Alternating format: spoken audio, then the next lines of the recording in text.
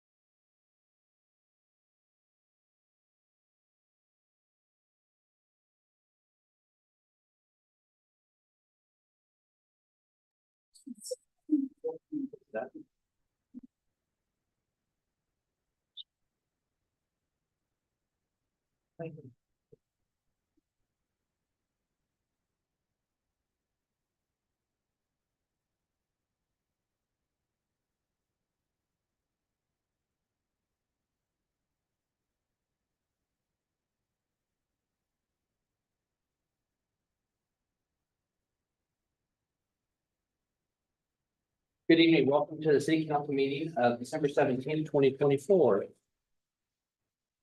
Donna, could you roll call, please? Need to do the pledge, Ms. Oh, you're right. I'm not a whack.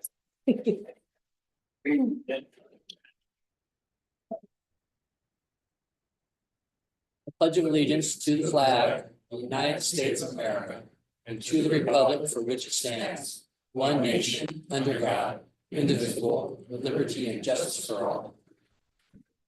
Now, Donna, can you roll call, please? Yes, I will. Councilmember Blush. Here. Councilmember Stearns. Here. Councilmember Gilmore, Here. Mayor Nesco. Here.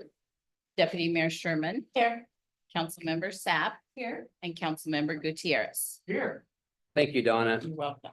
And I forgot to ask, if anybody in the audience needs amplifying headphones, please raise your hand and we'll bring those to you.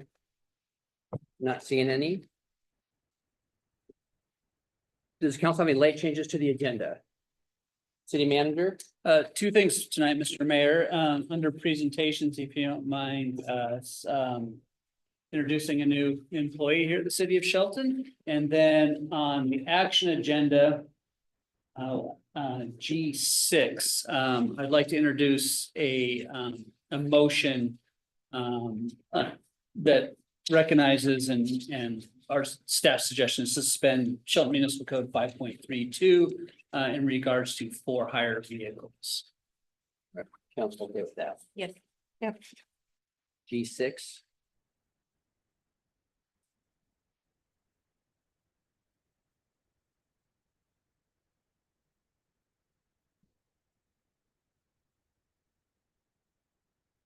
Right.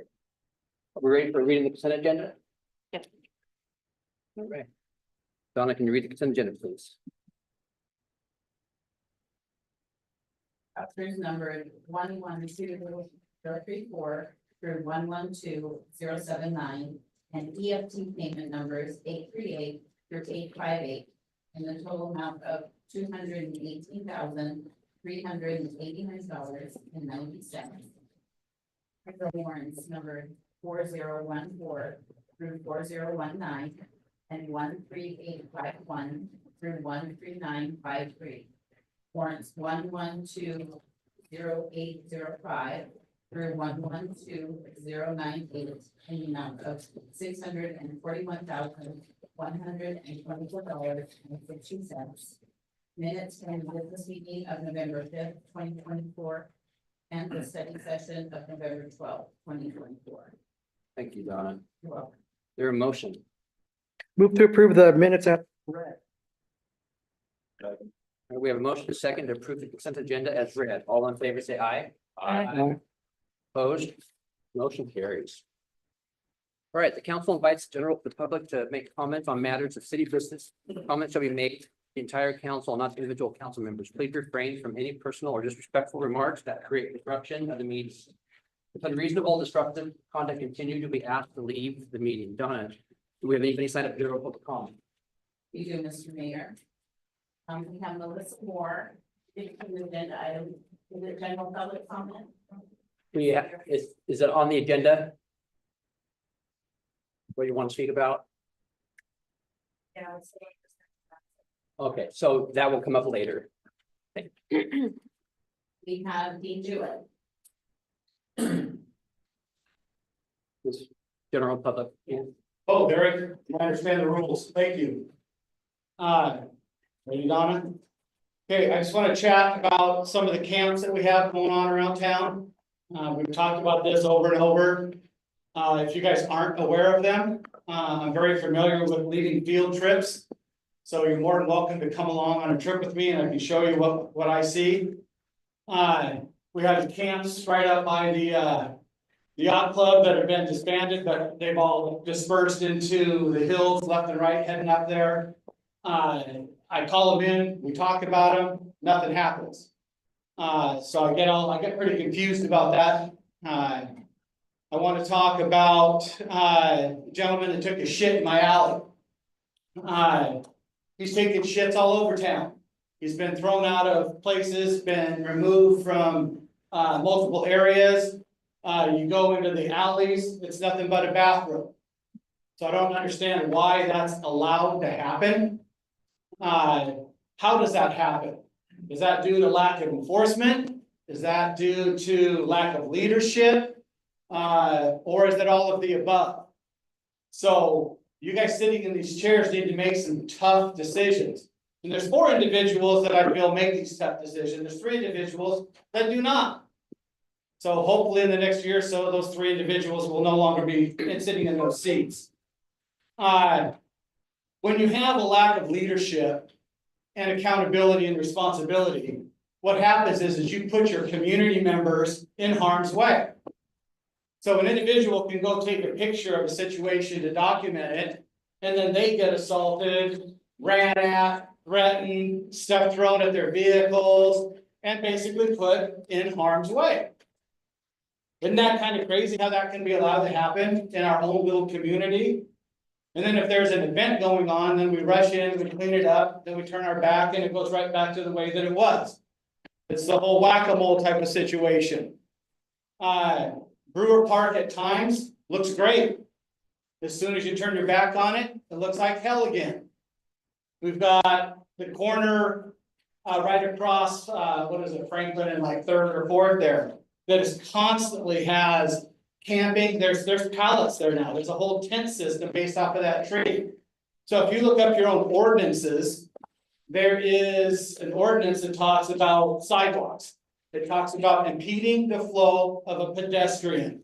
So if that pedestrian has to go into the street or is impeded in any way because you allow that to continue to happen, then there's a liability that you assume.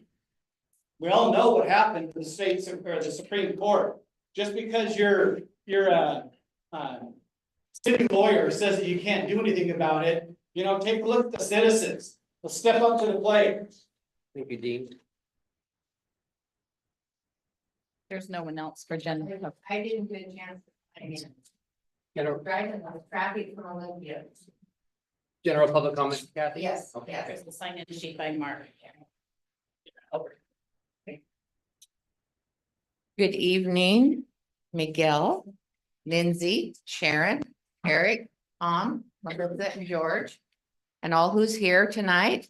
Mine's a little less, a little quieter than talking about the homeless, but I just want to give a heads up to the Public Works for putting those little tabs on the street on Coda so that we can see at night when we drive. Thank you very much, Public Works. I appreciate it. Also appreciate all the work that everybody does. I appreciate all the new businesses that are coming into town.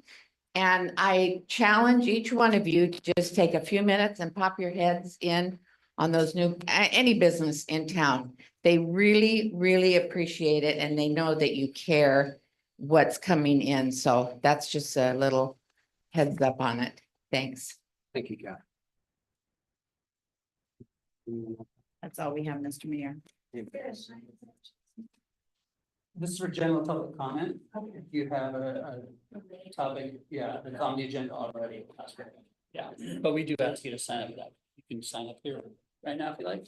All right, no other general public comment. We'll move on to our presentation from Finance Director Mike Gizzard. Mr. Mayor, if you don't mind, if we can do the presentation of the public employee first. Oh, yes. Our Sorry. building inspector, that'd be great. Just well, for brevity here in the meeting. So, Doug, if you have anything to say, we'll have you step to the podium. That way you're front and center, Doug. As much as you want to be. Doug, when did you start? I'm sorry. I started in July and July. then I went on a pre-planned vacation. That's right. And then I really started probably the end of July. So officially, Doug Ware, our new building inspector, started in July. As you know, we're recruiting, building inspector / building official for some time. I think that based on, Doug's experience in the private sector, really lends a unique perspective to the enforcement of the code and helping individuals through the code processes. And my time, working with him and speaking with him about his method and his approach to this, it's really something that a small town like this needs. So I really appreciate that from Doug. He's on a fast track to more certifications and building official certifications. He wants those little letters at the end of his name, right? But we want to take this time because it is a public facing employee here at the city of Shelton. You tend to hear about permitting processes quite a bit. Introduce Doug, introduce him to the council and the community as well. Welcome, Doug. Welcome, Doug. We've met a few times and Yeah, I'm pretty familiar with, Munisco, but, I just thought it'd be nice to put some names to faces and let you know that my queue is always open when I'm not out in the field. If you have any issues or anything, please let me know. It's nice meeting welcome. Excited to have you here. you. Thanks, Doug. Right. Mike, are you ready? I'm ready. All Thank you, right. Mayor and Deputy Mayor, council members. I'm going to give a brief presentation on the October financial report. It seems a little bit like late news since we've spent a lot of time on the 2025 budget and looking at end fund balances. And then you're considering an amendment, if you will, to the 2024 budget for action tonight. But just to take you through a couple of things, because as we're preparing this, we're also able to look at quite a bit of data because we know what's happening towards the year end. So on page 1, we're estimating that revenue will exceed expenditures by just over $500,000. The supplemental budget that you're considering will correct a little bit of that. So you'll notice that the expenditures, we budgeted them at $15,565,000. We're estimating that we'll spend $15,548,000. That's what the supplemental will correct a little bit. But as we enter into future budgets, that's really close to spending everything we budgeted. And normally, we like to see that be a little under that. And so that's a really slim margin. So that shows that we missed the mark on some things in the general fund budgets because we're pushing it pretty tight as of October. A couple of things will correct on the action that will be taken tonight, assuming it passes. And that will bring it in a little bit better position. But with what we have to work with here, I wanted to point that out. On page 2, we show the general fund revenue categories. And this is where I think things are looking pretty darn good. So the second half property taxes have come in. We group all property taxes together. So that's the EMS property tax along with the regular property tax levy. But most of those lines are favorable. Again, some of that's because we've received some grants and donations that will come, a couple of them will come in to play as you consider the supplemental budget. But the other part of this is I tend to budget pretty conservatively on the revenue, and it's come in a little bit better, in particular the B&O tax. We weren't sure based on that action a year ago to increase that where it would come in, and you'll notice now we're estimating that it's likely to come in just slightly over budget. And for the 2025 budget, as you'll remember, we increased that a bit to kind of compensate for what that would be. So at the end of the day, that's pretty much, I would say, where our general fund revenue kind of shakes out at just over $16 million. I'm just going to skip ahead then to page 7 and in the presentation here. This is our fund balances across all city funds. You'll notice that everything, I always say this, in the estimated ending fund balance, we want that in the positive. A lot is happening in the city this year, but in particular, the budget that you adopted for 2025 has a lot of activity coming through these funds, so there'll be a good deal happening. We don't draw the overall funds down a whole lot. You'll notice we started the year at 23 million, and that's where we're ending it. So due to some grants and other revenue that we received that'll be used on future projects, we're estimating that we end right kind of in the same position we started. And then the vacancies citywide, we're showing at 6.5 across all city funds, 3.5 in the general fund, and 3 in the other city funds. So I'll end my presentation there. Everything's looking good. We'll spend a little bit more time as we enter the first of the year to take a look back at 2024 and really show you where we ended up for sure, because a lot of activities happening in these last couple of weeks of December. And then we leave our fiscal year open for the first 3 weeks approximately of January, so that any invoices or things that occurred in 2024 then will pay out of 2024. It's a pretty limited period of time, but some of our consultants, for instance, that have done some work in December, we want to make sure that that can get charged into the 2024 budget. So we'll work on that. Thank you, Mike. Anybody have any questions for Mike? Comments? Thank you again for all the hard work, Mike, and your staff. Thank you. City manager as well. All right, our first business item is the resolution to accept a lease agreement with Macecom. Parks Recreation Supervisor Jordan Nichols has details for it. Thank you, Mayor and members of council. Tonight I bring you a lease agreement with Macecom in the city. Right now they utilize a little over 2,400 square feet in this building for their Macecom 911 dispatch and general operations. So this agreement would be for the calendar year of 2025 only. In the past, we've done, usually it's a 2-year increment, but we do know that they will be relocating next year. So it's only for up until whenever they decide to leave the premises. That date is not as of right now specified, so more to come later on that. And during that time, the city will also work with Macecom on a more detailed move out plan. It will take more city staff and departments and that process. It will be a big thorough process, so there'll be more to come on that later as well. Macecom as of right now will be paying $1,085.97 per month for rent.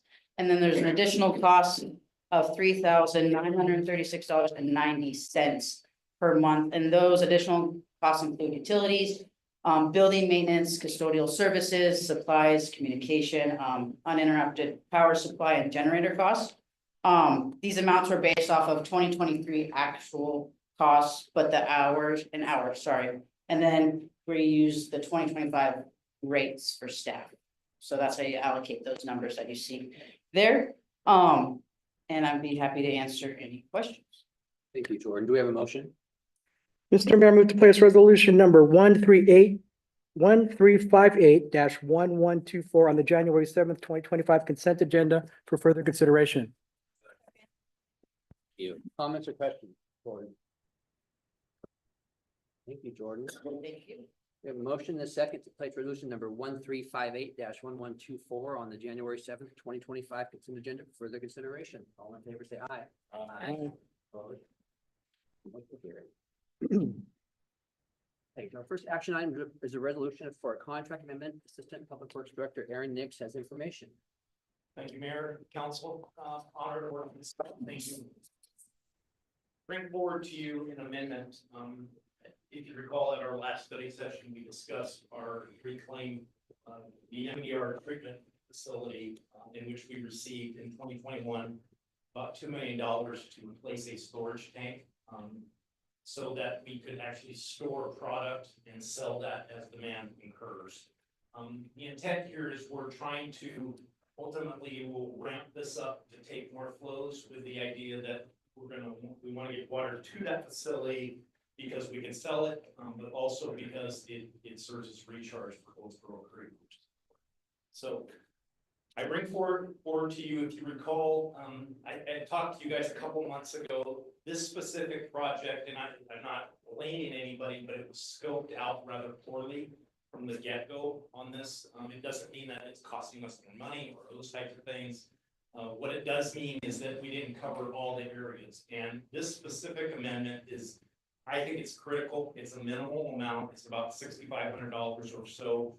What we want to do is we're gonna place this $500,000 tank that's gonna sit on a slab basically on the ground. We want to do some geotechnical exploration to make sure that you can understand with a 500,000 gallons of water sitting there, the pressures that it's putting on that. We want to make sure that it's stable and that it's safe. And I think this is a very minimal insurance policy to ensure that that's the case. Also, keep in mind, this is all grant funded. So this is not costing the city in the sense that directly. So this will be covered under the grant. So if you have any questions, if you recall, we did an amendment number 4, that was for the gophers. If you remember right, we had to do a habitat analysis. In the future, these, and it really depends on how the council wants it, I can bring these to you as they come. Ultimately, what I'd like to do as a matter of efficiency is at the initial scoping, you have a full package in front of you. So I don't have to keep coming up here and asking you guys for additional funds. It's just, it needed to be scoped out that way specifically, and they did.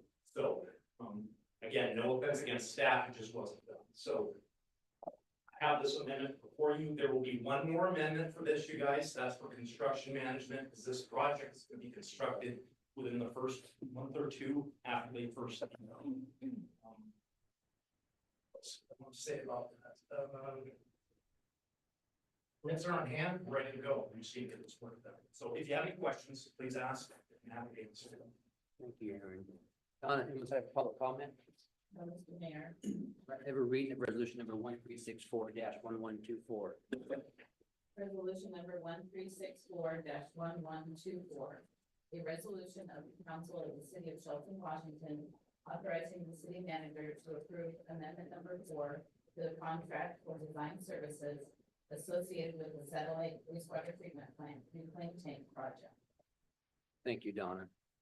We have a motion. Mr. Mayor, I move to adopt resolution number 1364-1124 as presented. The question. It's always going to say this, but water is life, and I'm always supporting quantity and the quality of water that we have for our city residents. Thank you very much, Mr. Nix. Thank you, Aaron. Another comments? We have a motion and a second to adopt resolution number 1364-1124 presented. All in favor, say aye. Aye. Opposed? Motion carries. We have an ordinance for a budget supplemental for the 2024 budget. Finance Director Mike, giving more information for us. Thank you.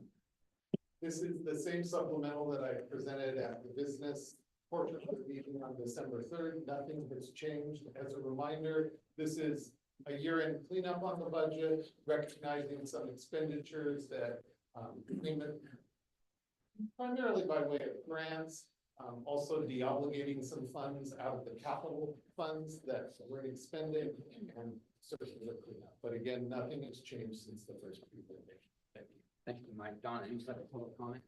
No, there isn't. All right. They were reading of ordinance number 2026-1024. Ordinance number 2026-1024. An ordinance of the city of Shelton, Washington, amending the annual budget for the year ending December 31st, 2024. Thank you, Donna. We have a motion. Mr. Mayor, I move to approve ordinance number 2026-1024 as presented. Thank you. Come to questions. Just want to thank Mike for all his hard work and for explaining to us the budget and all the little things that we have to move around and shift. And it's quite complicated. And thank you for letting me know and bringing it down to my level to understand. Thanks a lot. We have a motion and a second to approve ordinance number 2026-1024 presented. All in favor, say aye. Aye. Opposed? Motion carries. All right, now we have another item. Please give me the right. You want to hear? No, this is the fleet manager. Stay on target with G3, please. Okay, so Mike, we have another item from you, lease agreement. Yes, thank you. So again, nothing has changed since the presentation at the December 3rd meeting. As a reminder, the city of Shelton has been studying the concept of moving the city's light duty fleet to a leasing program through Enterprise Fleet Management. It's the same program that Mason County uses, and we're asking for you to authorize these agreements for the city manager to sign. Thank you, Mike. Donna, anyone have a public comment? No, Have a reading of resolution number 1355-1124. resolution number 1355-1124. A resolution of the council of the city of Shelton, Washington, authorizing the city manager to sign contracts with enterprise. Thank you, Donna. Do we have a motion? Mr. Mayor, move to approve resolution number 1355-1122 as presented. 1124. Comment or comments or questions? Just want to reiterate what we said in the last meeting is that this will eventually save us money and keep our fleet new and operating well. And that the county has a similar program in place. And this will make sure that our, especially our police officers will have a fleet of fresh units that are under well repair. And that this is a financially stable move in the future, and we're spending money to save money. Thank you, Mike, for giving us all the information we need to make it happen. Yeah, I've heard nothing but good things in the county about this program. You see, most of their cars look good, and the last thing we want is a broke down patrol car on the side of the road.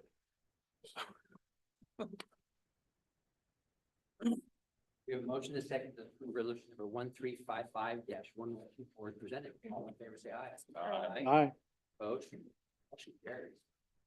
Now we have an ordinance for sales and use tax for housing related services. City Manager Mark Ziegler has details for us. Thank you, Mr. Mayor, Deputy Mayor and Council. I'm joined here by Community Economic Development Director Jay Hill. We're gonna take a little more time than I think what we previously do for the action agenda because of the topic tonight. So bear with us for those of you that were here 2 weeks ago. And for those that are in the audience here new tonight or watching online, hope to provide some background information that you hadn't already received. The council has reviewed options and opportunities to address affordable housing in a number of ways.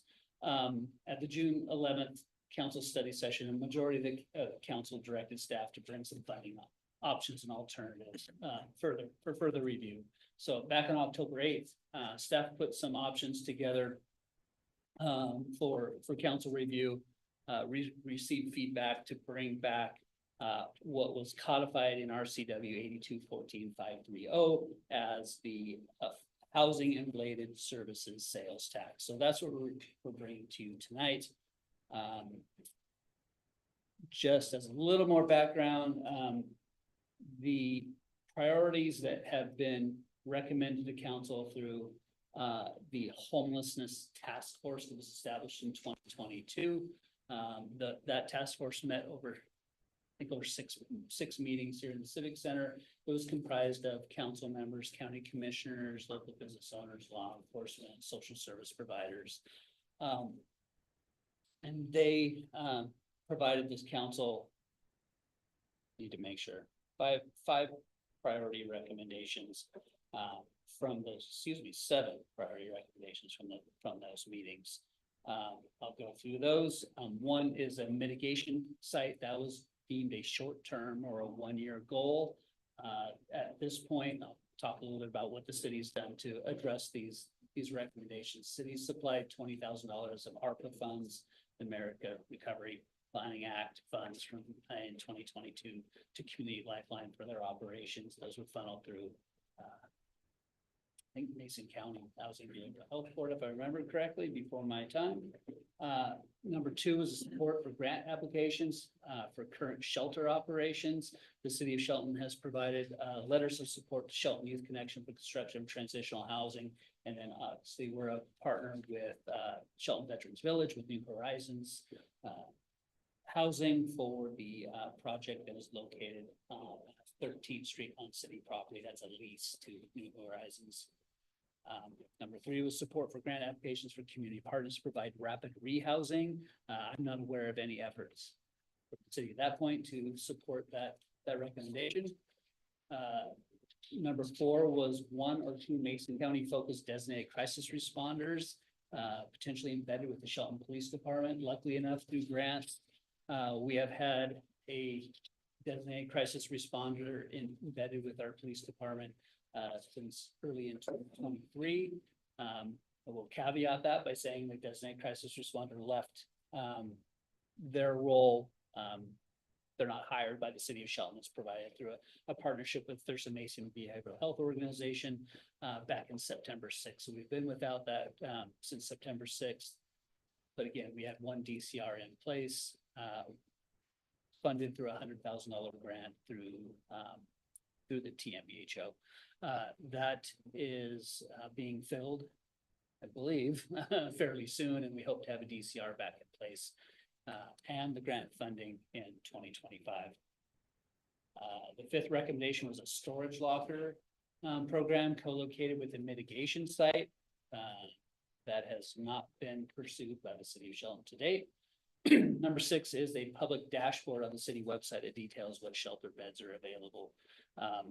We really, since that time, haven't come up with a reasonable solution because there's 1 shelter operator. They notify us of the beds available each day, each night, and they have told us they are reserving 2 shelter beds for those that may need them in emergency situations. So our first responders can react to that and get people into those beds if they need be. As far as other shelter beds or anything like that, there's no other sheltering provider in the city of Shelton that we're aware of. And so having a dashboard necessarily for 1 site is already being taken care of through their emails to the city and support, or at least communication with staff, including law enforcement. Number 7 was affordable housing, long-term, 3 to 5 year goal.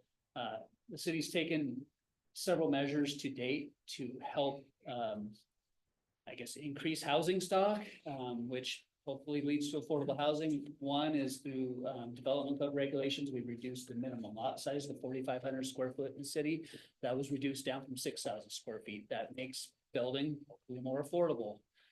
We have also removed the restrictions on duplexes and triplexes in the neighborhood residential zone. Previously, those were limited to 1 per block without a conditional use permit. Now, with a minimum lot size of 6,000 square feet, a duplex is allowed outright, and 7,500 square feet, right, Jay, for a triplex allowed outright.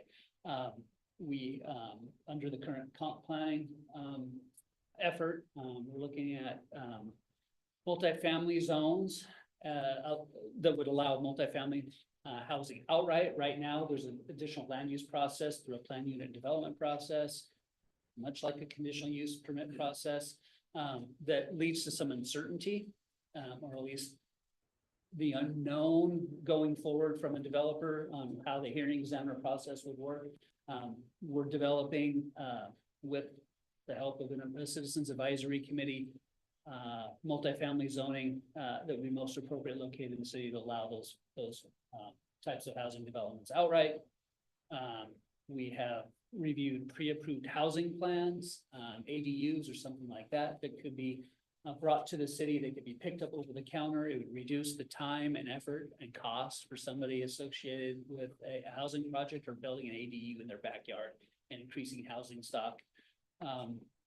There are multifamily tax exemption areas that could be established by the council. We've reviewed that in a study session as well, although those aren't in place at this point, as well as things like inclusionary requirements for bonus lots if a subdivision dedicates or covenants certain amount of lots for affordable housing, they could receive bonus lots. Again, something that hasn't been considered by council. I know you've expressed interest. We just need to get to the point where we're able to bring some ordinances forward for your review. And then live work units and things like that provide more flexibility within some of our mixed use zones and areas like that might be underutilized for housing, make more sense for people that want to work and live in the same units at the same time. Oh, excuse me. Sure, missing anything here? So the affordable housing and related services sales tax is codified, like I said, in RCW 82-14-530. It allows the council to adopt a 1/10% sales tax within the city of Shelton, meeting certain criteria, and that is a 60% of the funds raised would be utilized for constructing and acquiring affordable housing. That may include emergency, transitional supportive housing, new units for affordable housing within an existing structure, so expanding that. Other facilities providing housing related services or acquiring land for those purposes. Constructing or acquiring behavioral health related facilities or acquiring land for those purposes. And funding the operations and maintenance cost of new units of affordable housing facilities where housing related programs are provided, or newly constructed evaluation and treatment centers. Within those affordable housing facilities, they must be provided for individuals or groups whose income is at or below 60% of the median income of the county imposing this tax. So within the city limits, individuals, families must meet 60% of the AMI average monthly income and must be meet these demographics. So persons with behavioral health disabilities, veterans, senior citizens, persons who are homeless or at risk of being homeless, and that includes families with children, unaccompanied homeless youth or young adults, and persons with disabilities and domestic violence survivors. The remainder of the monies under this code section could be used for the operation, delivery, or evaluation of behavioral health treatment programs and services, and or housing related services would be available. Jay has put together kind of what we've called a menu, if you will, of services that could be funded under this type of program. I know we haven't gotten to the point of really refining that, but there's a number of things that have been identified through the Mesa County Housing Needs Assessment, the Homelessness Task Force from 2022, within the code that we could address. So I will turn it over to Jay to talk a little bit about that. Thank you, Mayor, Council. So as we're talking about the projected tax revenue of about $310,000 with the cost of building at around $350 a square foot, that doesn't get us a lot of new units or whatnot. So as we look at potential for how to utilize these funds, we want to be a force multiplier if we're going to use, if the funds are adopted and how we use them. Instead of trying to undertake a project just by ourselves, because we would have to save up for several years to have a meaningful amount to actually do something. By leveraging the funds through offsetting existing permit costs, for example, or general facilities charges, by providing staff support for grant applications and for housing services and some other things, we can use that money instead of just directly providing. We augment those in our community who are already providing services and make it easier for them to do so. For example, instead of the city trying to build its own facility, it would stabilize existing services or fund other entities providing those services, so on and so on. I mentioned offsetting the city's utility connection charges. Currently, the cost to connect to our water sewer services is $17,000 per single family home. And that has been, at least for a couple of projects, deed restricted affordable projects that we've had proposed with the city, that's been a breaking point for them. It just doesn't pencil out with those costs. That is our cost to own and operate our water system. We can't waive that without making that fund whole. So we have to get that money from somewhere. We don't have a general fund source to make those offsets right now. Purchasing land from the open market or from the city's water utility. We have a lot of land that's been identified for potential surplus within the city, and it's possible. Again, we can't take the water from, take the land from the water fund without making that fund whole, and this would provide a potential source of revenue for doing so.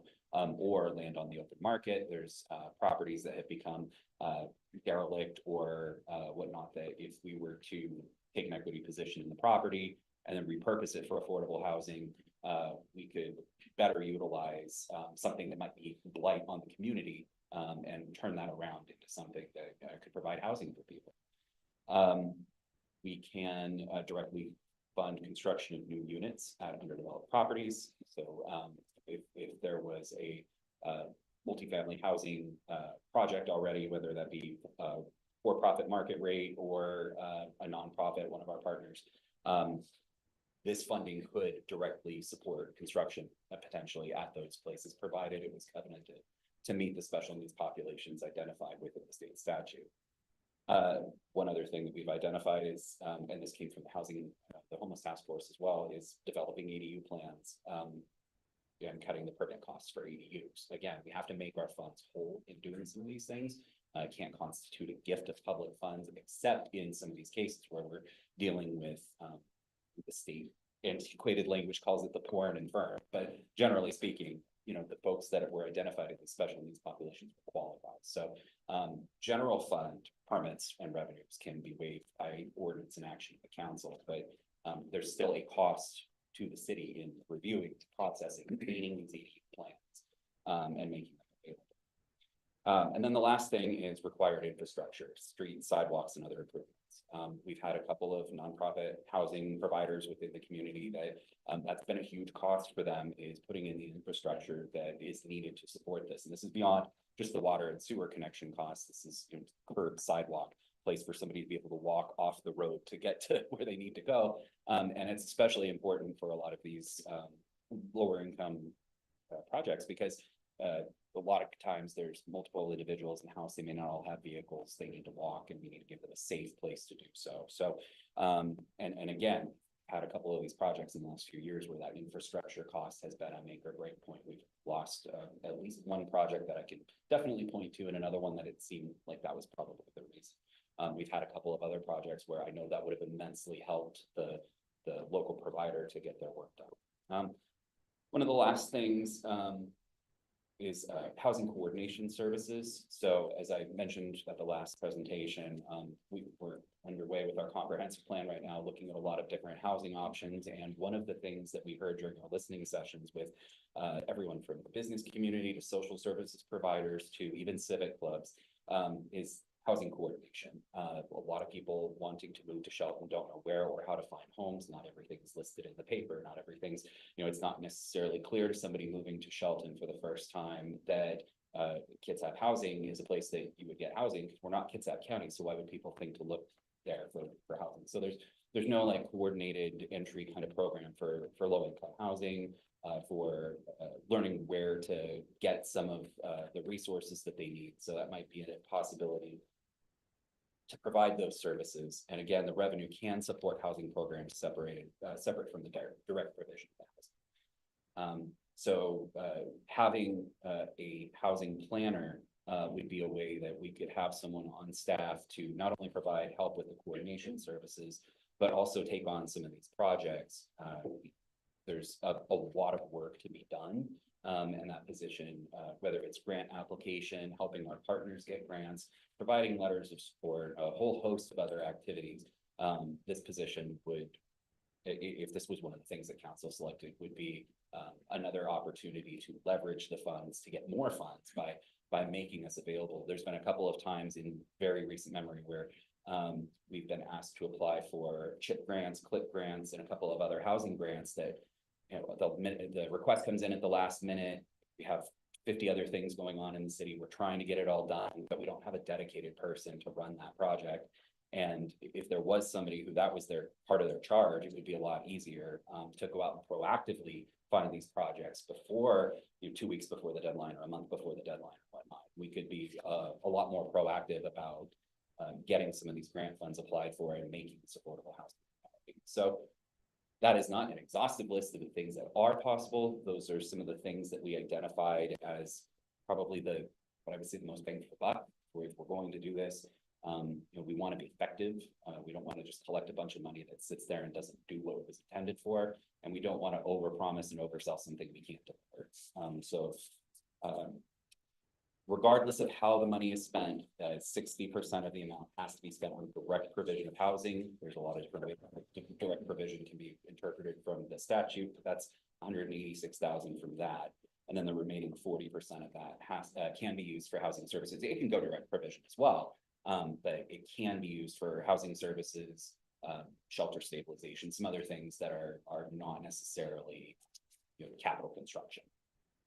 So again, attachment A included just kind of, you know, a sample budget of something that could be done. It included some money for going out and getting those ADU plans and having pre-stocked, pre-approved ADU plans. That's something that's worked in some communities with great effect, not in others, but I think here it would be pretty popular, because, you know, you would just be able to walk into the permit office and say, you know, I want to put a C2 in my backyard, and it's already been reviewed and approved by an engineer, by the building. We just have to, you know, confirm setbacks and a few other code requirements, and then you're off to the races. And so, Wait, say what ADU means, so. sorry, accessory dwelling. I apologize. So another home on your property, a second home, grandma apartment or mother-in-law apartment. And there's, in the communities that have adopted these ADU plans, they usually have kind of a broad variety, everything from a small studio in your backyard to a carriage house unit, which is an apartment over a garage. So if you have an older home that doesn't have a garage and you've always wanted one, now you can put a, you know, potentially a dwelling unit above that, and that the lease or rental of that dwelling unit can be to, you know, family members, it can be low income individuals, it can be to, you know, have market rate, and there's a lot of different ways that can be done as well. So I'm happy to answer any questions about the kinds of things we can do with the money, or you know, obviously, as we're talking about this tonight, this is ideas of what we could do with the money, not obligating specific expenditure of the money by accepting the grant or by accepting the tax ordinance. So happy to answer any questions. Before we go to public comment, we talked about a committee of citizens to advise, correct? I think So- that's one so- option, that if this was so passed, that an advisory committee or subcommittee could be formed to advise council on expenditures, absolutely. Okay. Donna, anyone's had a public comment? Yes, we do, Mr. Mayor. Our first in-person, we have someone named Aaron Minor. And I'm not sure, Aaron, if you want to speak to this item? Yes. Okay.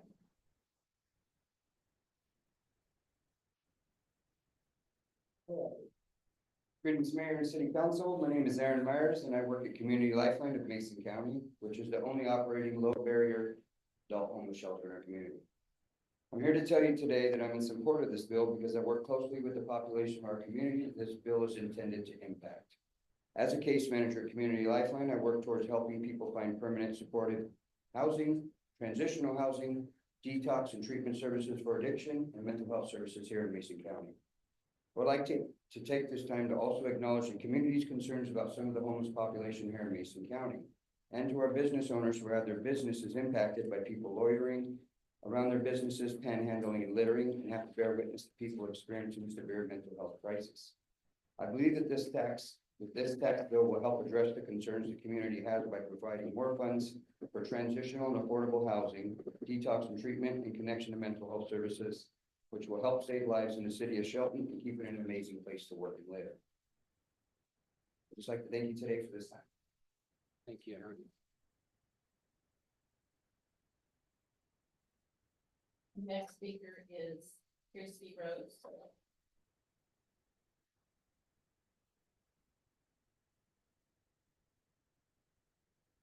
Thank you, Mayor and Council. My name is Kirsty Rose. I am a resident and small business owner in Mason County. And I would like to address my commentary to not only the council, but the public as well. I understand that for most people, myself included, the idea of sales tax increasing and having an unexpected price change to factor into their weekly and yearly budget is worrying. But if all you know about the proposed change is that the sales tax is increasing, I'm sure that's a red flag. However, the reality of this proposal is that it isn't a change that will significantly affect the majority of residents in the city of Shelton. With the proposed increase being at 0.01%, the math broken down means that if you were to spend $1,000 on a sales tax eligible purchase, you would only spend 10 cents towards the new tax.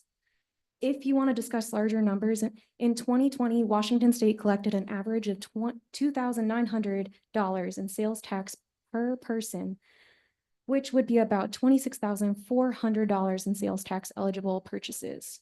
The proposed 0.01% tax would add $26.40 to that amount. But for the average person's weekly purchases, your non-eligible groceries and health items will still remain tax-free. You'll pay 1 cent per $50 dinner, and it's not even 1 cent added to your daily coffee order. Yet by the end of the year, that's $310,000, which may not be enough to address the affordable housing problem as a whole, but that will go towards helping a range of people who you might interact with on a daily basis. These people are your neighbors, possibly your cashier, waiter, or barista, maybe even your friends and family, not just nameless statistics on a piece of paper. It's a drop in the bucket for most of us, but a drop in the bucket still creates a ripple effect that will benefit the community for years to come. Thank you for your time. Christie.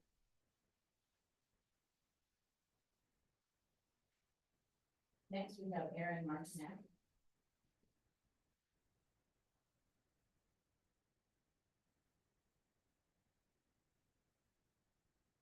Good evening, Mr. Mayor and members of the council.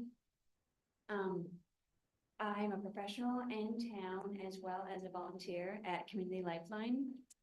Just want to talk about taxes. Levies for fire departments usually pass with little problem because we are worried about our safety, right? We need them, and so we will pay that tax because we want our house to be safe. When we think about people who are homeless or mentally ill, we usually think about them. It doesn't apply to us. Certainly, few of us in this room. And the stats are that 59% of people in the US are one paycheck away from homelessness, which is scary. It's scary to think about. And about mental health, about 23% of people in the US experience mental health. Well, a new diagnosis every year is 23% of Americans are diagnosed with mental health every year, diagnosis. So 1 in 5 of us, statistically, has a diagnosis for mental health. Depression, anxiety, bipolar, PTSD, schizophrenia. And the facts of Americans are we're not great with coping. So if we have stress and we have mental illness, we're going to cope maybe not well with alcohol and drugs. So the population that we deal with are really vulnerable adults. Rents in this town are going up. I saw a 1-bedroom travel trailer for rent. 1 bedroom. For $1,200 a month, which is ridiculous.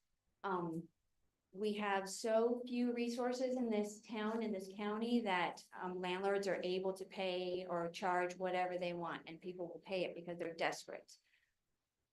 We need to be able to pass this tax because we can prevent homelessness with this money. We can give people a chance to own homes that they might not have been able to own, or rent places that they maybe couldn't have rented if we didn't support them in this. I would like us all to think about supporting our community and giving our neighbors a hand up without pulling the rug out from underneath them. Thank you. Thank you, Aaron. Next speaker is Nathan Stout. Good evening. Thank you for taking the time to let me speak.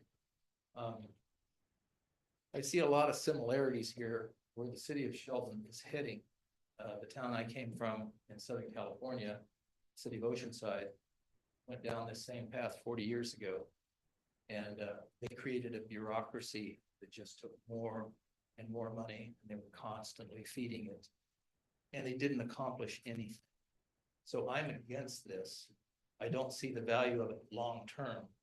And if you're going to take money out of the pockets of citizens in this community that have worked for it or retired on fixed incomes, then let them decide whether they want to do it. I don't think you should just arbitrarily pass a tax, even though it seems so small and insignificant. Some of these seniors are on really, really tight budgets. And I think it behooves you, to give the city of Shelton residents the potential to decide whether or not they want to approve this tax or not. It's easy to say, yeah, let's just pass this tax and we'll take more money out of these people's pockets. But I don't think it's right, and the bureaucracy I saw created in Oceanside didn't solve anything. And so now you've got a city that has people running around in vans giving out blankets to the homeless before a storm blows in San Diego. And then after the storm's gone, you've got the city maintenance crews going out a week later, picking up all the blankets and clothes that the homeless outreach group gave them, and just discarded because they know the homeless outreach people are gonna come back and give them more stuff to weather the storm. So, these people, I've got a real soft spot for veterans. So I don't cave in about anything for a military veteran. But, I think you're headed down a path that you don't really realize how you're gonna get sucked into. And it will just keep demanding more and more of your money, tax money, the citizens of Shelton's tax money. So I would advise you to look real hard at this and give the people of Shelton, the voters, the residents that live here, a chance to vote on something this is really significant. Granted, it's only 1/10 of 1%, but you do that 10 times, and it's a full percent. It's real easy to do it after you do it once. Thank you for your time. Thank you. Thank you. Next, we have Melissa Moore.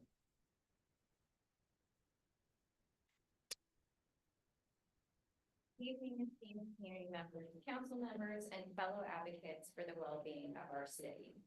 Thank you for allowing me this opportunity to speak today about an issue that holds tremendous importance for the future of our community. As you are aware, the city has proposed a modest tax increase. While these tax increases are often met with concerns today, I want to highlight why it is not only necessary to step up, but also crucial investment in the heart of our Shelton community and the nonprofit organizations that work tirelessly to strengthen our communities.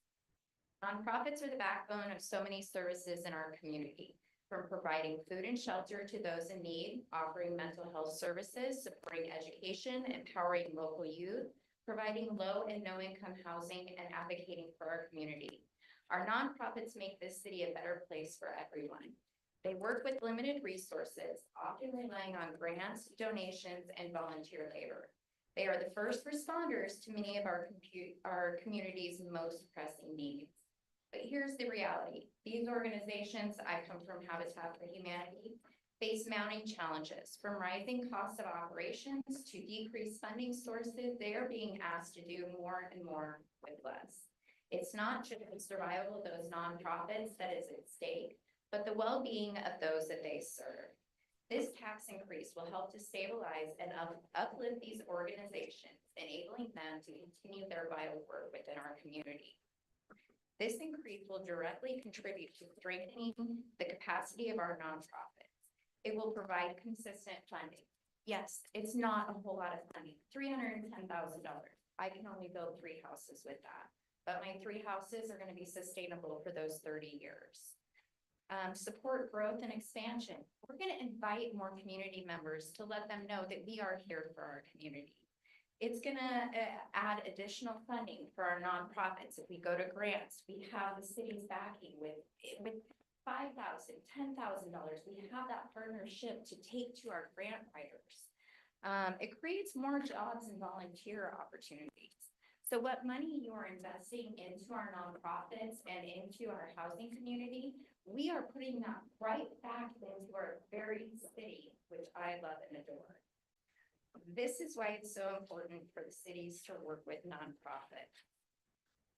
The 1% in 0.1 tax is a small but significant step towards a brighter future for our entire community. By ensuring that our nonprofits have the financial stability and resources that they need, we empower them to continue their work, expand their services, and reach more people in need. It's an investment not just in an organization themselves, but in the very fabric of the city of Shelton. Thank you, Melissa. Next, we have Jennifer Scott.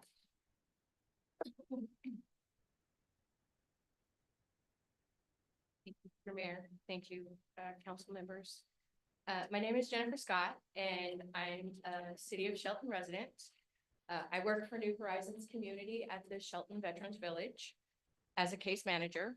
I'm here to share my support for the 1/10 of 1% sales tax, and I recognize why some might want this to go to a ballot vote versus a councilmatic, but I feel it creates an unnecessary expense. It will delay the implementation if it passes. And most critically, it could result in lost opportunity if the council passes similar ordinance prior to the city doing so. We currently have, at the Veterans Village, we have 30 cottages for veterans, and currently we have 25 of those cottages are occupied. The veterans that we have there, every one of them has worked to not only meet their goals, to become a part of this community.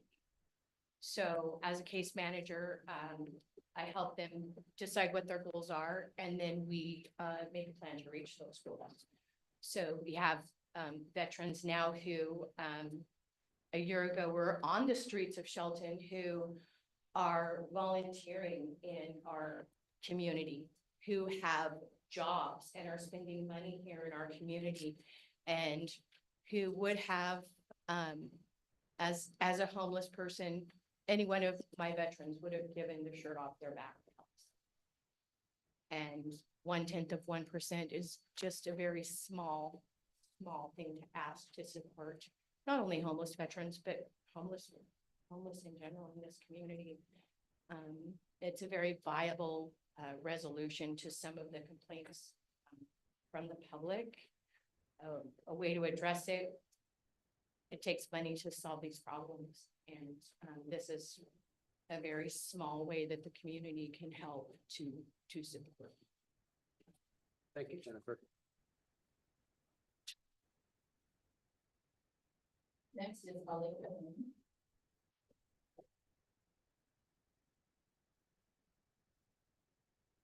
Hi, my name is Holly Cahoon. I'm a business owner here in town, and I just wanted to come to say that I disagree with this, and I think it should be brought to a ballot vote for the people of Shelton to know.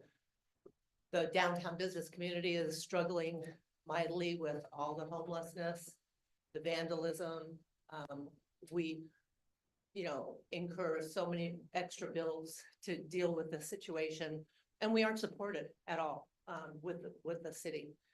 We call in repeatedly, and sometimes things are done, sometimes not. We're just left to clean up the mess. We can't handle what we have. So I just feel that people need to bring it to a ballot vote. Let people of Shelton realize what we want to do. Our downtown atmosphere is totally changing. The environment's changing, and we can't handle what we have. We need to enforce our ordinance that are on the books, which they are not enforced. And we downtown after 5 looks like zombie land down there. So, people need to know, and people need to vote where their money is going. Thank you. Thank you, Holly. Next is Dean Jewett.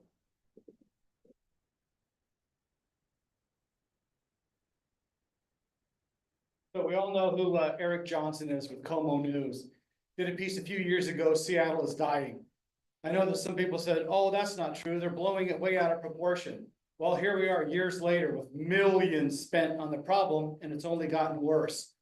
Here's a lady who's a lifelong Democrat, shop owner, Capitol Hill, Seattle. She has since changed to Republican because she's seen these policies do more harm than good. Washington had a chance this last election, but thanks to a few counties, we lost that chance. Okay, so we all seen that video. You're throwing good money after bad. Do you know how much money has came into this county? Over $2.5 million. What has it got us? It's got us what we have right now. Is it working? Doesn't seem like it is.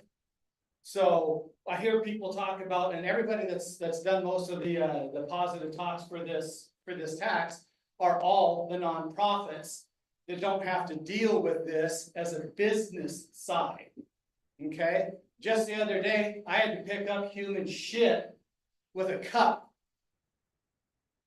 Did you come down and help me, Miguel, Eric? I don't think so. How do you think we're supposed to deal with that? The thing of it is that 0.01% has nothing to do with the amount. It has to do with the way that you're going about it. If it's a vote of the people, then shut up, Dean Jewett, and I won't say a damn word. But if you don't put it to a vote, you're gonna hear me, and I won't shut up. Do you know what percentage of the fire department's budget goes in 3 to 4 block radius around their department? Over 70%. You ever heard the bird feeder story? Little old lady gets a bird feeder out in the woods. Sees little Tweety birds coming, they eat the bird, you know. Then you got big birds coming, seed going every which way. You get squirrels coming, and just you got this melee going on. You got foxes, you got critters coming all over. You know what? You take away the bird feeder, what happens? The problem goes away. So can we do that? Probably not. But I think that what we need to do is not be passing a tax by the people that are sitting in front of me versus the people that are out in the community. And you guys had the opportunity to do that. You had 3 options. And you chose this option, and you chose it for a reason.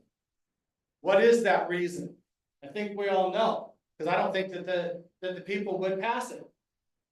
It's only 0.01%. How did we get to almost 9% sales tax in Mason County? You think we all started at 9% right out of the gate? I don't think so. It all adds up after time, over and over and over. How long have the nonprofits been working and it's gotten worse and worse? Every pit count we have goes up by 100 or 200 people. What's the next pit count going to be at? Thank you. Thank you, Dean. Next is Mike Olson.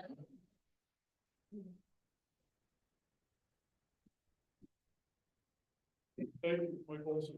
Over the past few years, the citizens have been asked for increased taxes on a number of things, libraries, fire stations, school levies. You know, it's been a vote to the people and they've approved these things. They're not stupid. Why are you choosing to do this with 4 people in this room that could impose this tax on the whole county? That doesn't seem very democratic to me at all. And I think too, that if you look at it, you want to talk to the people, get out there and spread this around if it's a great idea. And I'm not saying the idea is not wrong.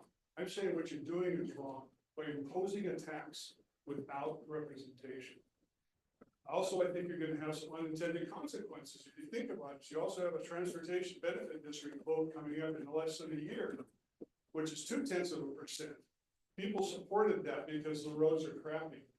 If you pass this without a vote of the people, I'm afraid that you're going to get a backlash vote, and you're going to lose your transportation benefit district in the tone of, what, $5 million we've made so far?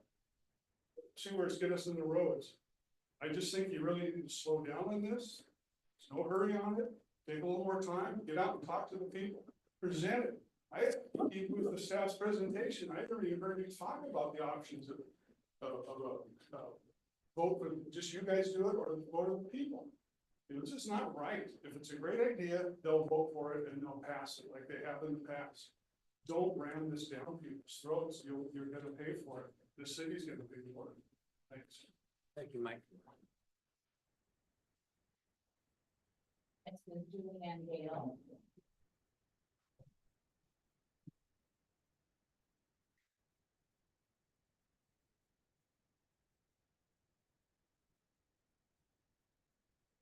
I'm Julianne Gale. And I just want to start by appreciating the homelessness task force that met in 2022, the staff and the council members for being solutions focused. We hear people come and complain and complain and complain. And the reality is we have this huge opportunity right now to move towards a positive solution. How many people in this room care about seniors staying housed? Julian, try to talk to us. Okay, well, all right, so I'm talking to you. Okay, thanks. You all can raise your hand behind me. How many of you care about making sure that there's housing for our veterans who've served our country? How many of you care about making sure every young person has a safe and stable place to live? That's what this is supporting. We have such a huge opportunity here And it would be such a shame to waste this opportunity. This is laying the foundations for future solutions, including laying the foundation for bringing in more investments into our community, not at the expense of taxpayers. If we have somebody who's able to pursue grants for public housing and other kinds of affordable housing solutions, and they're able to follow up on these opportunities, this $310,000 a year could turn into millions and millions of dollars, because that is what the federal government and the state government is offering, and we're missing out on these opportunities. And I think this is such an exciting moment and an opportunity for each of us to be leaders. Should I somehow be able to afford $1,000 purchase in the city of Shelton, I would be happy to give $1 extra so that affordable housing could exist. And the basic necessities, things like your food and your groceries, that's not taxed. So it's not, folks who are right on the margins, it'll either support them in housing or basic needs can still be met. And this is an opportunity for all of us to work together. Back in 2022, the housing needs assessment said that there were more than 500 extremely low income and low income new housing units needed. And that suggestion, which came from business owners, which came from citizens, which came from service providers working together trying to solve this problem, was we need to construct more affordable housing. We need to actually have more of it for the affordability to exist. This is a step in that direction. We have so much time to get together, a citizens committee, to talk with folks, to say, how are we going to use this money? How do we make sure that it's used well and it's funding the things that we want to see as a community? But let's not throw away this opportunity. We've been waiting since 2022, since that housing needs assessment came out. We've been waiting since 2022 when the homelessness task force made some suggestions. There's a 2 to 5 year wait list for low income housing. Let's get it done. Thank you. And Mr. Mayor, we have one person on Zoom, and that is J.C. Osterberg Brown. Good evening, everyone. I hope you can hear me all right. My name is J.C. Osterberg Brown, and I am the Associate Director at the nonprofit New Horizon Communities. We create and manage tiny home villages, with most recently opening up the Shelton Veterans Village here in Shelton in 2023. We provide permanent supportive housing for chronically homeless veterans. This type of housing is crucial for our community and is an evidence-based practice that has proven to lower chronic homelessness, increase housing stability, improve health, and lower public costs to crisis services such as jails, hospitals, and EMT services. New Horizon Communities is in full support of the 0.1% tax because Mason County has an affordable housing crisis. The Mason County Housing Needs Assessment in 2022 showed that we need over 500 affordable housing units, and we have not come even close to meeting that need. The high cost of housing, coupled with low inventory of units, is resulting in substandard living conditions and the rise of homelessness. If this trend continues, it stands to threaten the very fabric of our community. Our housing production just simply needs to increase. Developers building affordable housing need public investments to make these projects happen, and this tax would help make that possible. It's clear that some community members are very frustrated and are wanting solutions for a cleaner and safer city. But in order to do that, all of our community members need to be able to have places to live that are clean and safe for them. We applaud the city staff for doing the hard work needed to put together this request. This ordinance is an impactful and responsible way to show the residents and businesses how important they are to you. We're excited to see the positive influence these new revenues are going to have, and your support for this ordinance will put your commitment to this community into action. Thank you very much.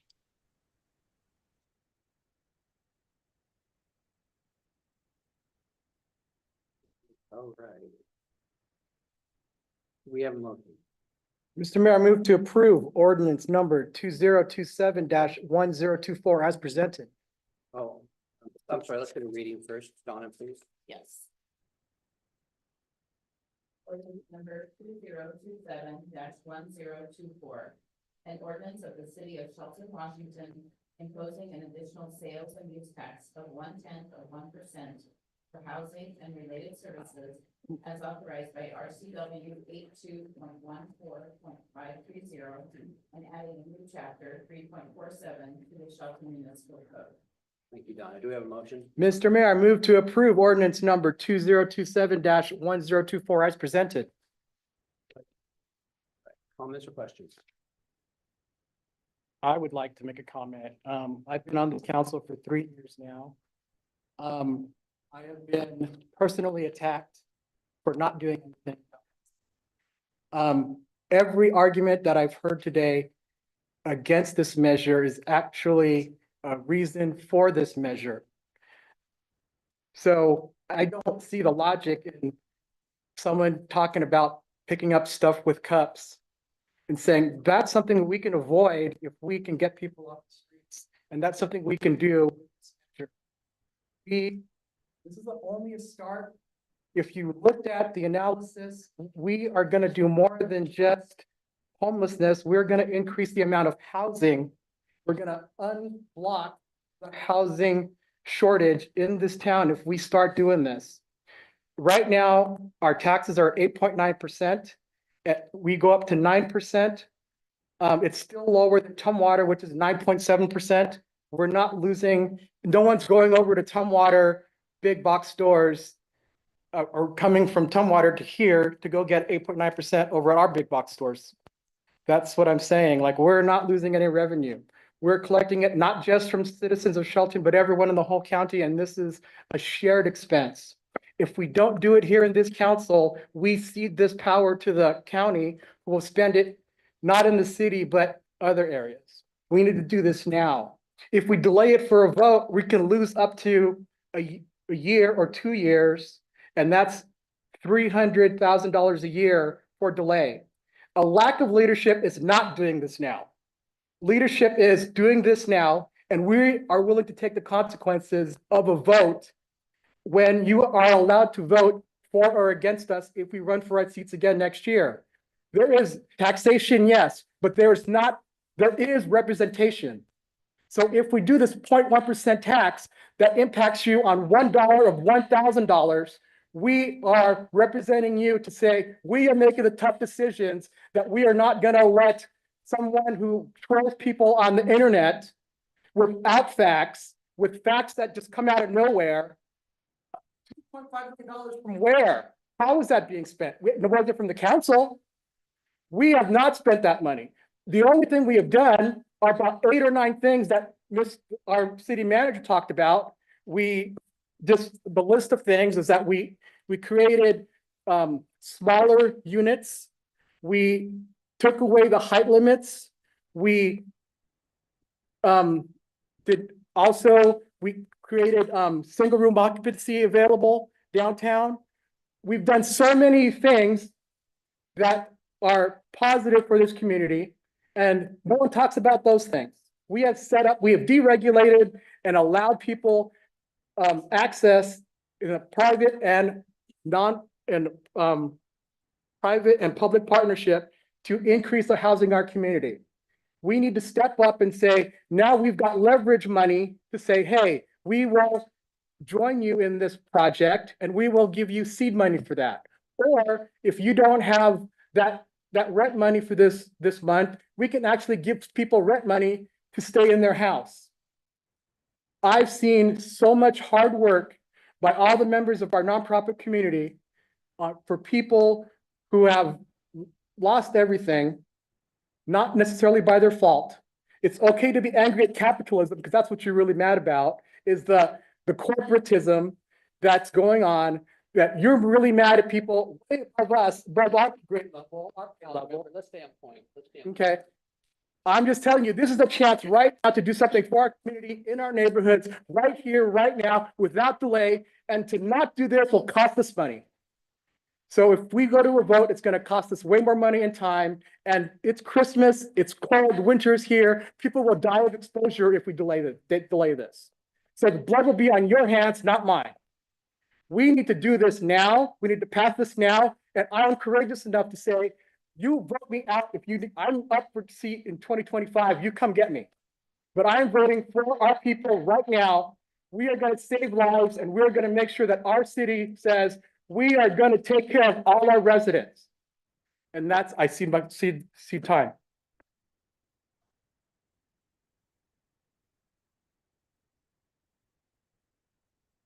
A week ago or 2 weeks ago, and I'll say it again, I really do support this because I believe it gives us a variety of tools to address a lot of the problems that have been brought forward to us very regularly in public comment or online emails that we receive all the time about how we can address our housing crisis. I think this is really, it's a big step in the right direction for us, so I will be supporting.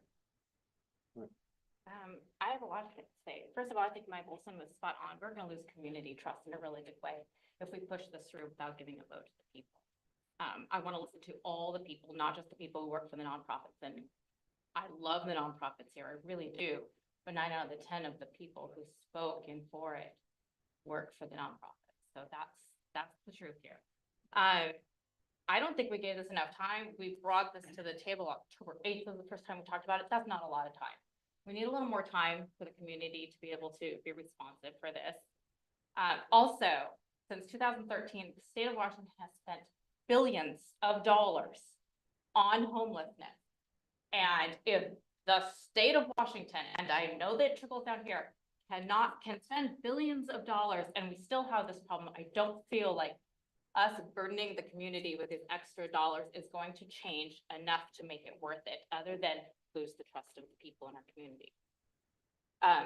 The new building code modifications that we made will make it so that we can make more housing available in our community, which is great, because then we're gonna get the income from all of the permits and all those things, and that will bring more housing here. And it will bring some of, like, for instance, I live in a house that if I wanted to move into one of the nicer houses, my house will be available for somebody. The threat that the county is going to be able to control it, well, first of all, it's not on their agenda. Sorry, guys, it's really honestly not yet. And we need to work with the county anyways. So if the county is going to pass something down the road, that is our opportunity to work with them, and I think we should do that. Also, have we considered the liabilities this can bring to the city of Shelton? I don't want to worry about that. I mentioned how most of the people here who spoke for it, and I thank you so much for your work with the nonprofits. Many of you, your jobs rely on this, and I understand that. You don't want to be worked out of a job and you want more money for your job. I understand that. Let's stay on point here. Yes. I don't believe that we need to raise the taxes for these plans to happen. I think that they can happen naturally, especially with the permits and the money coming in that way. And I have to believe it was Aaron that said that we will always pass for emergency services. Often. I'm afraid, but what if we don't? What if we don't? Because we lost the trust of the people. So instead of taxing the people on all these small things, and another thing that gets me is everyone says, oh, it's such a small amount and it's not on necessities, but it is, because toothpaste is a necessity and soap is a necessity, and those things are taxed. But wouldn't it be more important to bring good paying jobs to this community so people can afford homes? And I guess that's enough. I'm gonna stop there. Go ahead. George? I am all in favor of helping people, disabilities and veterans, people in need, but I really think we should put this to a vote of people. I really do. Everybody's spoken. I guess I'll just put my 2 cents in. We have a housing issue in Mason County. We've had a housing issue for years. As a matter of fact, the state has housing issues. We rely on the county, and there's $2.5 million that we're invested in, but it goes to organizations that are housing families. Crossroads is housing families. That money is going there. That money is going to Community Lifeline for single adults that are in crisis or have no homes. It's going to the Veterans Village, Quixote Village. It's going to turning point for domestic violence.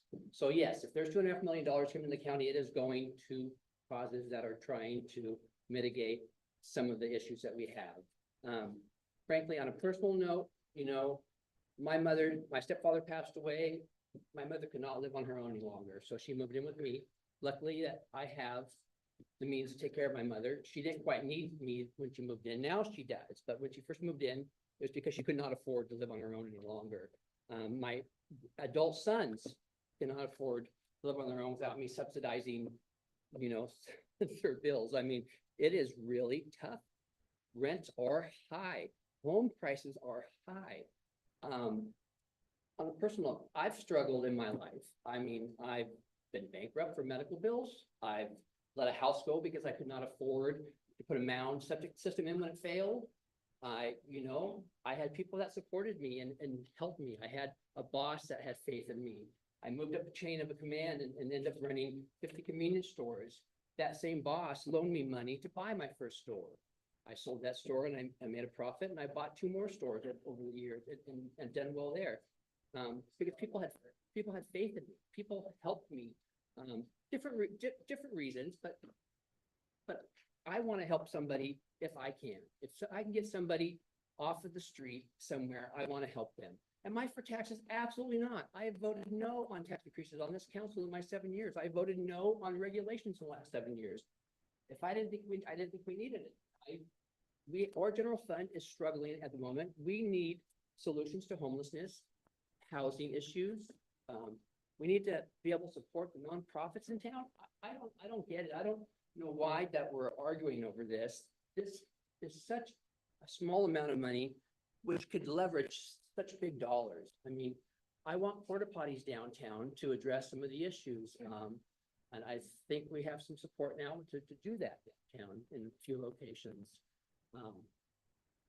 The state is facing a huge budget deficit, so we're not going to be probably getting money, and our nonprofits will probably not going to get much money from the state this next biennium. This also gives us a little bit of a say in how we deal with homelessness. The county does dish out commerce dollars through the Housing Behavioral Advisory Board, with Councilmember Sapp is on. I was on it for 7 years. And there's a lot of smart people looking at this problem, and really, I know that throwing money at things is not always the answer, but we're not throwing anything at it. We're throwing park guys to clean up parks. We're throwing staff at police at it. We're throwing a judge and prosecutors and public defenders. You know, we're spending money. Let's try to spend the money to try to get them out of the homelessness mess. I do go downtown every single day. I drive by Community Lifeline every single day, multiple times a day. I see something, I call the city manager, and he'll take care of it, or I'll call the chief of police and he'll take care of it. Last night there was somebody had a little bit of a fire out in the street. I told them enough to, hey, put it out or I'm calling the cops, and they did, and we moved on. But let's talk about 8 counties in the state have adopted this, which benefits 75 cities. That's King, Pierce, Whatcom, Thurston, Skagit, Island, Calumet, and Jefferson County. Cities who have imposed it are 20 so far: Anacortes, Bainbridge, Bellevue, Covington, East Wenatchee, Ellensburg, Issaquah, Lacey, Longview, Maple Valley, North Bend, Olympia, Port Angeles, Paulsville, Renton, Snoqualmie, Spokane, Tacoma, Vancouver, and Wenatchee have all done this automatically. Let's talk about everybody at this 9% tax that we're all talking about. How much tax does the city get, Mr. City Manager, for your general fund? Less than 1%. That's right. It's less than 1%. It's 0.85 of 1%. 6.5% goes to the state. 1.1% is criminal justice. 0.6 is the transit. 0.1 goes to the county mental health, 911, and juvenile detention. So out of the 8.9%, the city is getting, my math here, we're getting the 0.85, 2/10 from the benefit district and a criminal justice. So we're getting less, 1.2%, I believe, is what we run our general fund on, not 9%. The state gets 6.5 right off the top of that. So we're not rich with 9%. If we were, they'd be driving Rolls Royces out there. All the staff, if we got 9% sales tax to operate our city on, we don't. it's a small price to pay for such a big thing. I'm more excited about leveraging those dollars with grants. I'm excited about maybe if, you know, funds do dry up in the state, that we're gonna be able to keep doors open in places. I mean, we heard today that our Veterans Village has 25 out of 30 homeless veterans. That's crazy. Why are veterans even homeless? I mean, I don't even get that, but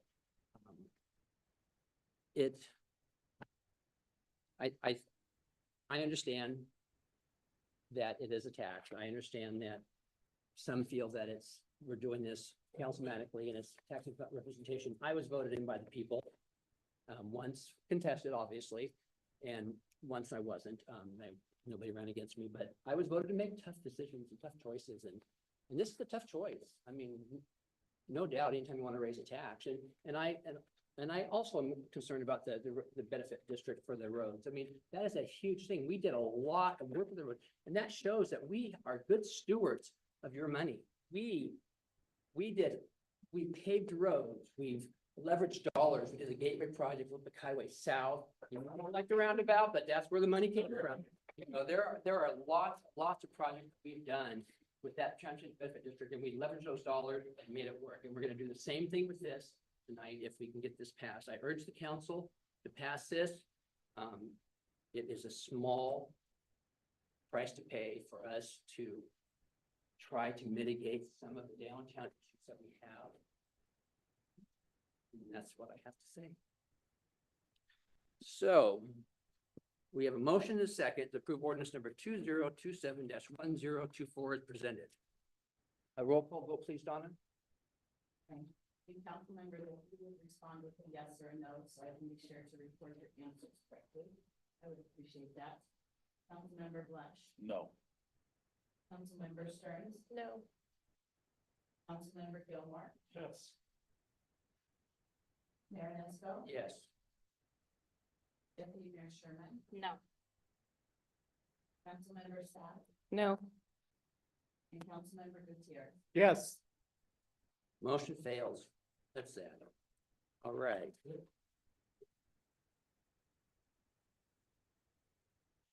The last action item is also from Mark. Thank you, Mayor, Deputy Mayor, Council. Bringing to you tonight for action our 2025 legislative agenda. There is one change from the December 3rd meeting. I'll point out to you in the list of agenda items, the Wallace Leland and Shelton Springs roundabout or intersection project was erroneously labeled as the Wallace Leland and 13th Street intersection. So we changed that, updated that for your consideration tonight. As you know, we have $1.6 million in grant funds already contributed to that project. So this would be further funds to help design and hopefully construct that project to alleviate some of the transportation issues that we have there. I'll reiterate that number one priority is water and water storage. The Mountain View Pressure Zone Reservoir number 2 would be the top priority that we pass on to our legislature. The council's approval tonight, we will fill out the capital funding request to our 35th delegation. So they have that in their hands when the session starts after the first year, and we hope to work with them to continue their investment and their support in the community to help move us forward with economic development and infrastructure improvements here. So just to summarize, the Mountain View Reservoir Pressure Zone, number 2, multimodal path, so this former Simpson Railroad and the connection to the marina in downtown, the Wallace, Nealon, and Shelton Springs roundabout, and then the homeless mitigation side are the top 4 priorities within the legislative agenda this year.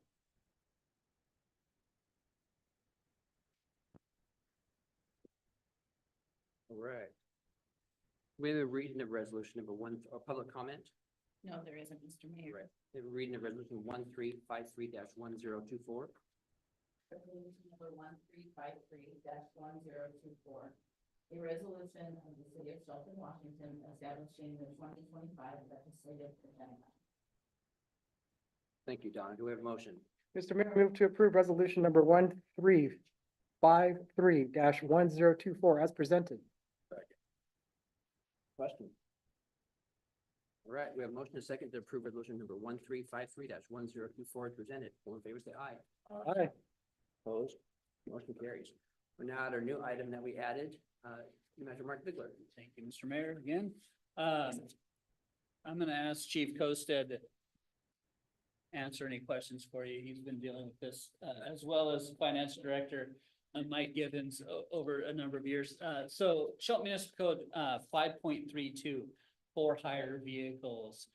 We try to review our municipal code on a regular basis. Sometimes it just comes to light when an issue presents itself. Most recently, the police department has gone through a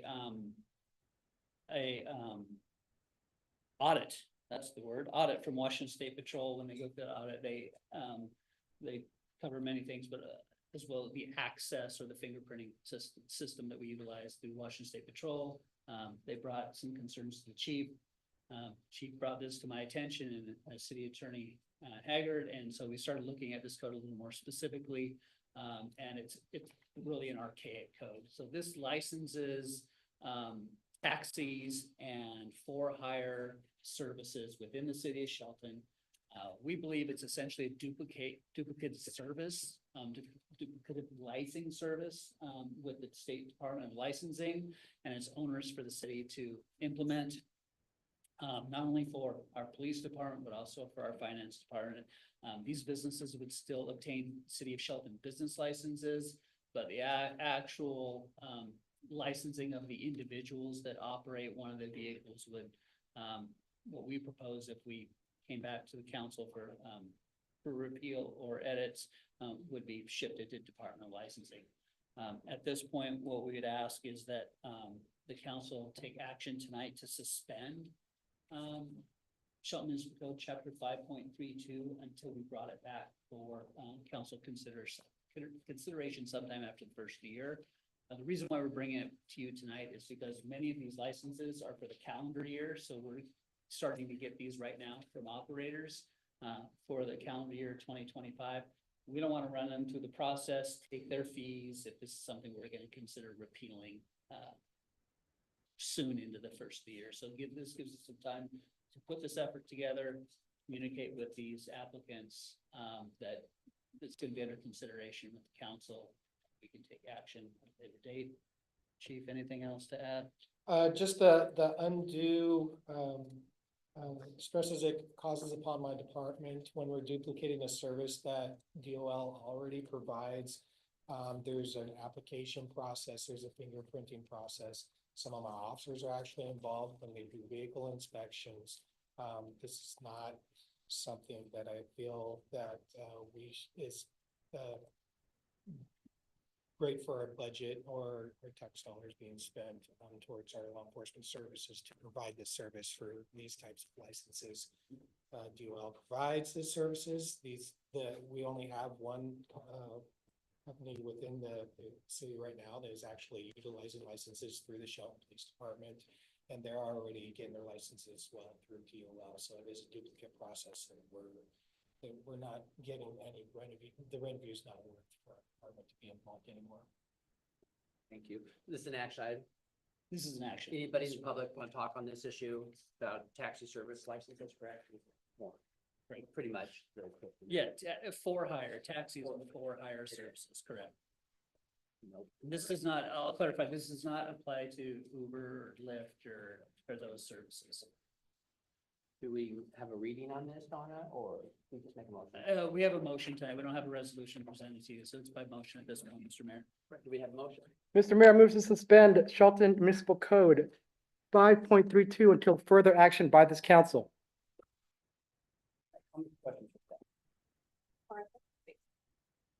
All right. Yeah, you've already answered the questions that I had. We've only had one. So thank you. And it doesn't apply to Lyft and Uber. So thanks.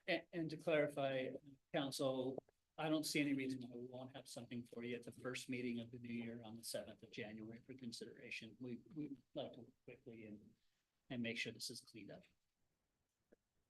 All right, we have a motion and a second to suspend Shelton Municipal Code 5.32 until further action by council. All in favor, say aye. Aye. Opposed? Motion carries. All right, we have a city manager report. Last meeting of the year for the council, so kind of earlier than normal, but, with the holidays, don't have the study session scheduled, so, I just want to thank council for all your efforts, so far this year and look forward to going into next year. I think there's a storm going on outside. I'm not sure. I can't hear it right now, but I heard the rain earlier. I really have to thank our engineering staff, our public works crews and crews throughout all our departments. They've been out preparing. We've got backup pumps online down the main treatment plant. The backup UV protection is checked out, you know, they've made sure all the bulbs are working. They've gone through and they've taken measures to increase capacity. For flows increase, we get a lot of rainwater that enters our system from either old leaky pipes, what we call I&I inflow and infiltration through old leaky pipes.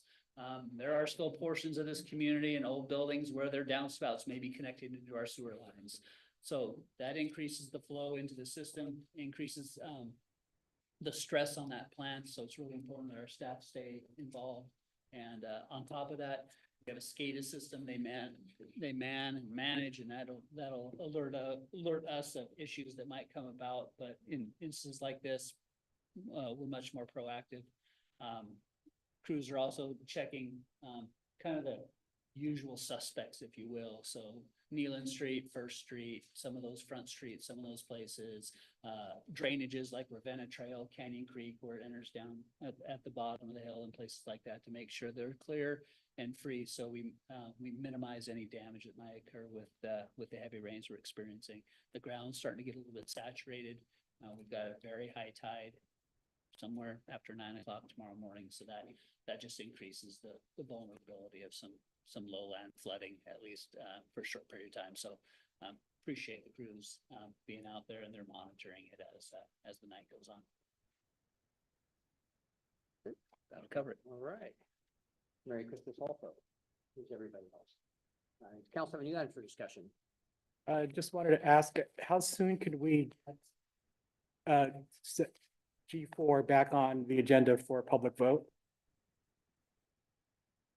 Mr. City Manager? Well, I guess that would be a decision by council. I mean, is it the same ordinance? Yeah, the same ordinance. I'd have to ask legal review specifically, once the council's taken action, how long it would be to come back. So let me find that out, see what legal has. Is it as a maybe recommendation. 6 months, a year, just in ballpark? Yep. Just want to know, is it because, yeah, we talked about the cost. How much would it cost to put on the ballot? Ballot measures depend on how many items, how many issues are on the ballot. If you went to a special election or one of this, and it was the only ballot measure, it'd be around $12,000. I've had some ballot measures that have been around $8,000, depending on how much is on the ballot in the area. So depends, I guess, let's put it that way, but I'd say between 8 and 12. Okay.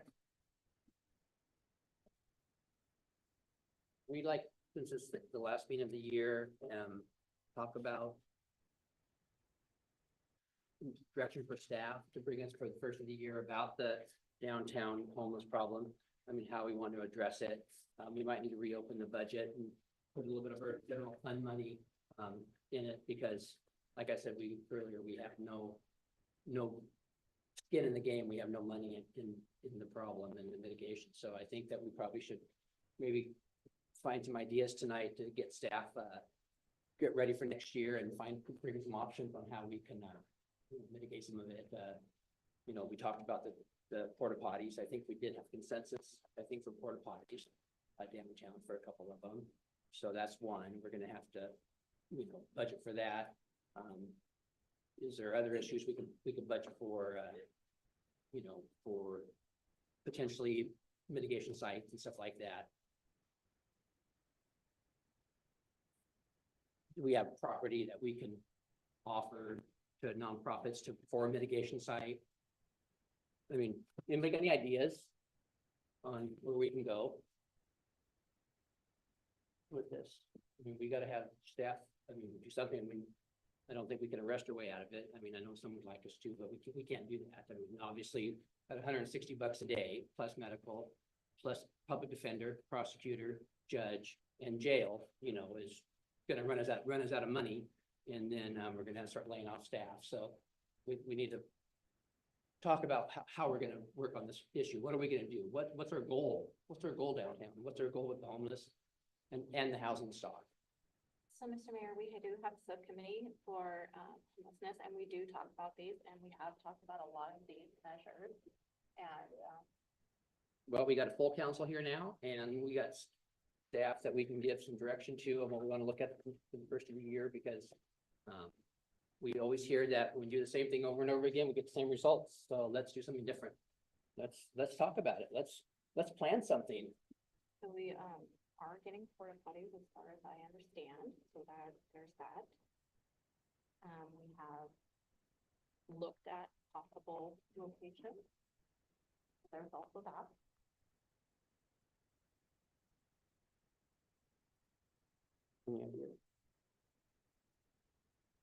Should we? Well, we had a list of, we've done about 8 or 9 things that were unfunded.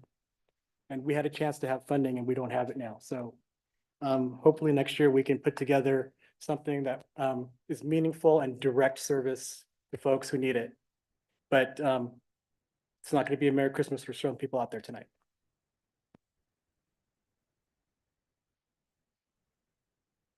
I guess we don't have much to offer or to direct you with. Mr. Mayor, I can take comments, and we can develop a work session after the first of the year, based on council's priorities. Certainly, we've done some work with the homelessness response subcommittee. There's work to be done to address a number of those bulleted items. But I think it's probably time to revisit that with the council in its entirety and make sure that there's a majority that agrees moving forward. We have just as of this morning, talked about some sites to assist the local nonprofit with some site readiness work.